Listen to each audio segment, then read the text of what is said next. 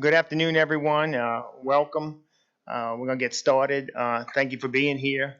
I am joined today with the sheriff, Jerry Turlidge is with us. My EOC director, Patrick Harvey, is here. I will speak, sheriff will speak, and Patrick will speak.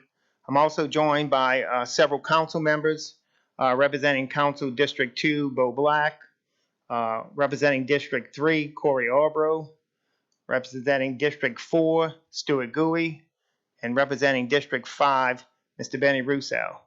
Mr. Colton LaFrance and Mr. Mark Cognovich, who are two of our council members, are actively working down the road, preparing as we speak. So I wanted to mention those two guys out because they are diligently working down the road. So welcome. I'm trying to give you an update of what's going on here in Plaquemines Parish. We continue to watch as Hurricane Ida strengthens on its track to make landfall in Louisiana Sunday evening as a Category 4 hurricane. We're preparing for a Category 4 hurricane. We're watching the models, and as we watch the models, we see that it's intensifying, and so we're preparing for a Category 4. The southern end of our parish is expected to start and feel effects around 2 p.m. tomorrow. So be prepared for heavy rainfall, significant storm surge outside the levee protection, and make sure, and you will receive hurricane force winds at this time. So we're telling the people about 2 o'clock, it will go downhill from there. Our evacuations order that's in place is from Captain Larry's, as we call it, the floodgate on Highway 23 in Oakville, all the way down to Venice. That is a mandatory evacuation. All of our east bank of our parish is in a mandatory evacuation. Our Bell Chase area, this morning we issued a voluntary evacuation. So we wanted our residents to know we take this very seriously. And our message to our residents is secure your residence. Be prepared that you will get high winds, gusty winds, lots of rainfall, flying debris. This is going to be over a period of many hours. So we want our residents to be safe, and we want their residents to be safe. We will be closing the floodgate on Highway 23 tonight at 7 p.m., a full closure of that floodgate. So we want to let our residents know we gave them ample time to evacuate. So that gates will be closed tonight at 7. The floodgate between St. Bernard and Plaquemines is scheduled to be closed somewhere around 6 o'clock this evening. So that gate will be closed also. All our parish government offices will be closed Monday. Only essential workers will be asked to report to work. A note, school has been canceled on Monday. A note has been sent out to all the parents. For our local commercial fishermen, a safe harbor, we hope that you're there. Those gates have been closed, NOV 14 and NOV 13. Those gates have been closed also. So we hope that we got all the commercial fishermen and industry in that get to safe harbors. We take this storm very seriously, and we are prepared. We have crews out monitoring levees, doing our last minute repairs, doing cleanup debris and storm drains. So we are trying to prep as much as we can. With that, I'm going to turn over to the sheriff to give us an update with the sheriff's office. Then I'm going to turn over to Mr. Harvey, our EOC director. And then just real quickly, Councilman Cognovich, District 9, just walked in, and I want to thank him for his hard work down the road. And also our state representative has joined us too. That's Matt Cormier. So thank you guys. Sheriff? Thank you, President Lapine. I just want to assure the Plaquemines residents that we will have all of our deputies in all 3 major districts. We will not be pulling them out of the lower end of our parish. So from Myrtle Grove to Venice, we will have deputies stationed. From Belle Chase, obviously, to Myrtle Grove, we will have deputies stationed. And of course, we will station our deputies on the East Bank. Some of the things that concern me, we've been through this a lot. We've dealt with a lot of storms. So Jefferson Lake Canal to La Recite concerns me. Our levee heights are 3, 4, 5, 6 feet. The expected storm surge is 10 to 15 feet. So in my experience, I am expecting overtopping and breaching. What that means is that usually Highway 23 will be closed. So I'm just going off our previous experience based on the severity of storm. So we can probably expect, so our citizens, if you are staying south of Myrtle Grove, you please make the arrangements that you could be cut off for some time.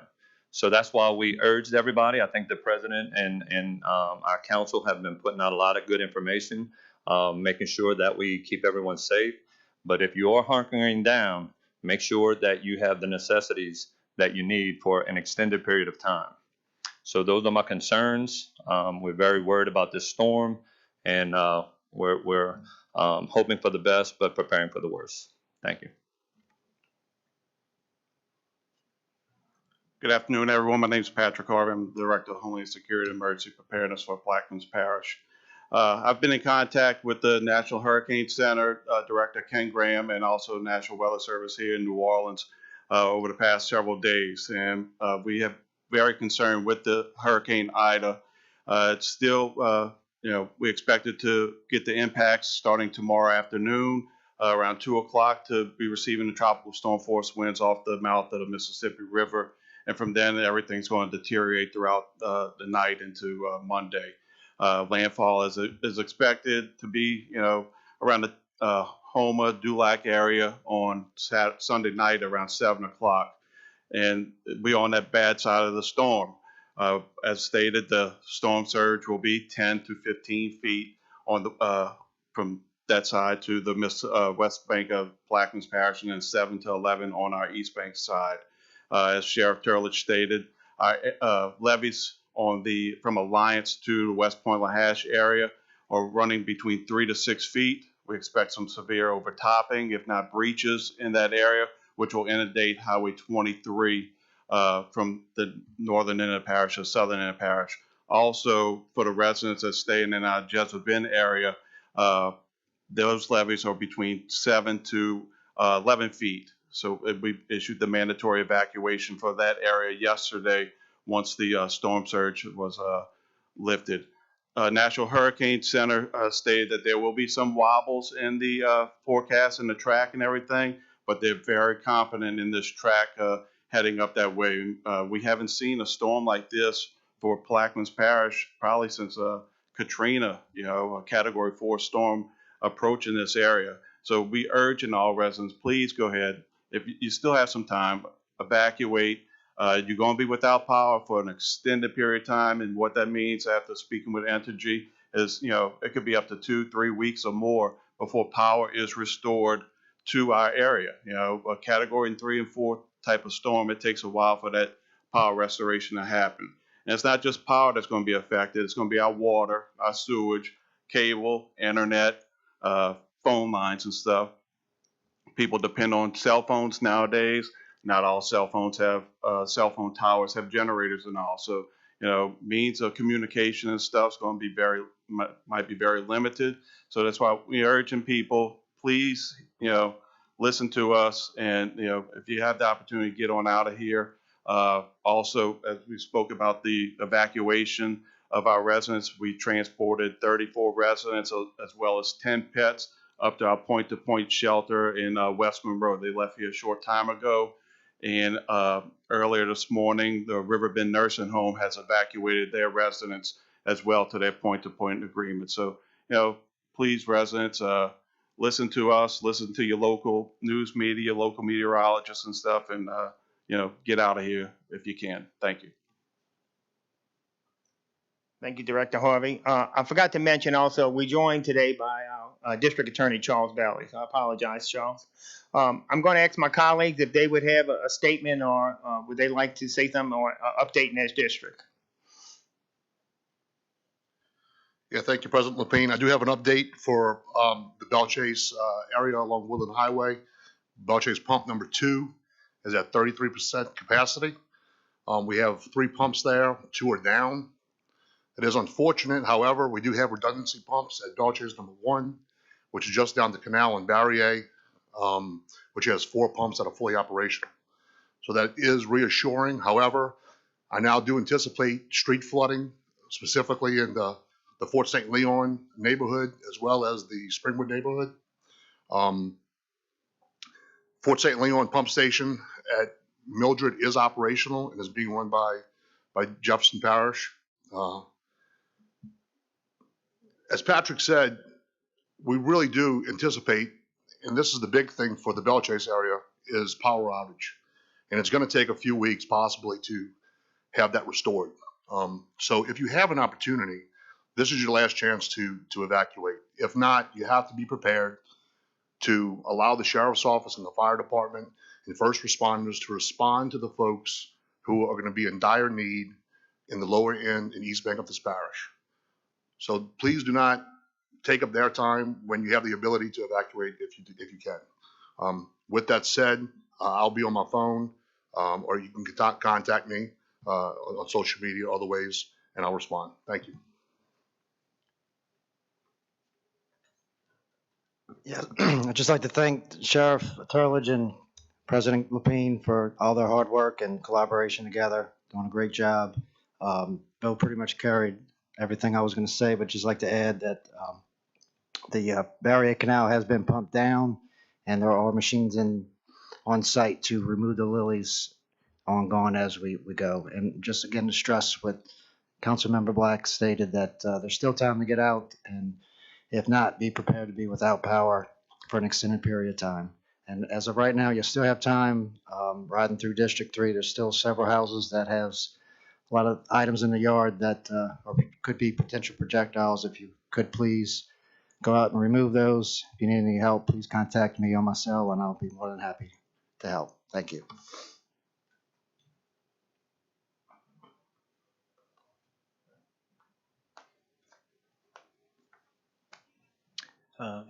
President Lapine and the sheriff and, of course, Director Harvey have touched on all the pertinent issues that concern all of us. Right now, as they stated, in a situation where go over your checklist again if you're staying, get ready to lose power. If you're leaving, leave now. There are a few stores, I think, that are still open.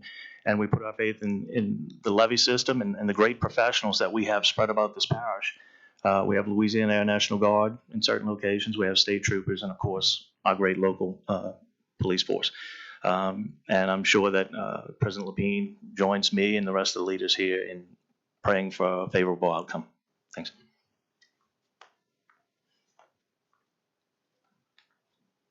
I'd like to thank President Lapine and Sheriff Turlidge for all their hard work. Patrick, too.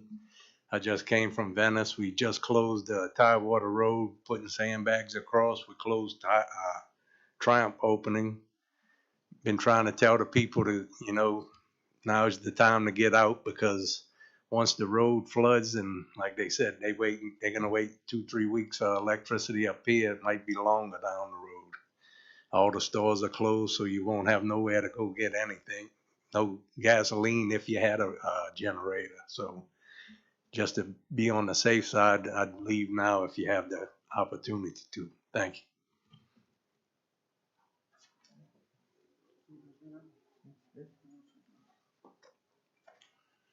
Hi, I'm Benny Rousseau. I represent District 5.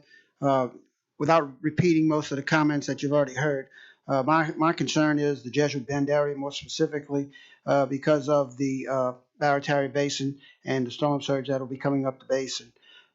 We've raised that levee significantly over the last few years, but having been there for previous storms and seen how close it came to overtopping that levee, I would caution the residents there that have not made the decision to leave to heed the president's request for the mandatory evacuation and to move out, because it's going to be a very close call in the Jesuit Bend area. Thank you. Again, I want to thank my colleagues for joining me today. And if you could see that there's one simple message, and that is get out or seek higher ground. Also, the message is you will be without power. You will be uncomfortable. It may be a while before power is restored. So we want the residents to know that. Zeta hit us last year. We were out of power for a week to 10 days. The difference between that, it was October, almost November. It was a little bit cooler. Right now, we're in August and September. It's going to be hot, folks, and it's going to be uncomfortable for many days, weeks. So we want you to understand that concept. So if there is able time to get out, we really, really prefer that you move to higher ground. It is very important. The sheriff touched on a lot of things. The road is our biggest hurdle. And Highway 23 by Myrtle Grove, if that water comes in and it stalls or slows down, that's our biggest nightmare, that water's not able to recede. On the east bank of our parish, on Highway 39, if that water comes in where there's no back levee between the White Ditch and the Phoenix area, it's the same scenario. That water cannot recede until that storm has moved forward. So those have made some very challenging times and tough calls for us. So we want to make sure that our residents know to get out while you can. The ferry service will be suspended tomorrow because of high winds. We can't run the ferry. So our east bank is kind of sectioned off. The gate is closed. So we want to know, we'll let our east bank residents know that we'll get there. We have some emergency personnel on that side, but again, it's going to be some challenging times. Our fellas, our friends down the road, as we say, are going to be locked away if we can't keep that water off the road. So there's going to be some tough times in Plaquemines Parish, but we're prepared. I have a great group of guys that I work with. I have a great staff that I work with, and I have a phenomenal workforce who's been busting their tails off since we got kicking off, I think, Wednesday or Thursday. So, and this will continue. Then we'll go in recovery mode after Monday. So with that, guys, I'll ask if you have any questions. I'll be glad to answer any questions. Can you tell us a little bit about the evacuation, or maybe the sheriff, of the inmates at the jail? I guess I'll refer that to the sheriff of the jail. Yeah, we've been making plans with the Department of Corrections too. They in multiple facilities. We had just over 600 inmates. The last buses, I think, had just been moved. So I think there was 30 left this evening, and they were well on their way already. So I think we have them all moved, and we don't have no one at the detention center. So what that leaves us is the fire department, EMS, and my deputies will use that facility for high ground on the East Bank. Question, do you have any kind of estimate of how many people have not evacuated on the East Bank and lower West Bank? Well, we were very encouraged on the West Bank of seeing a steady line of traffic starting yesterday. We called the mandatory evacuation yesterday at 3 p.m. We extended it to 6 p.m. or extended the location at 6 p.m. We were able to see a great deal of traffic coming out. I don't know the number on the East Bank. I think there was a good bit of residents that did heed our warning. I don't really have a number that can pinpoint to say how many are still there. But from the likes or from the calls that I'm receiving from the residents over there, that a good deal of people have gotten out. So most of you I would say most. I would say, yeah. I would say minimal people left. Any other questions? Well, thank you guys for coming. We appreciate you. And we want you to stay safe in Plaquemines. And again, if you stay, now's the time to hunker down, as we say, because pretty soon, tomorrow, we'll see it deteriorating very fast. So we encourage you to get out, but those who stay, hunker down. Thank you, guys.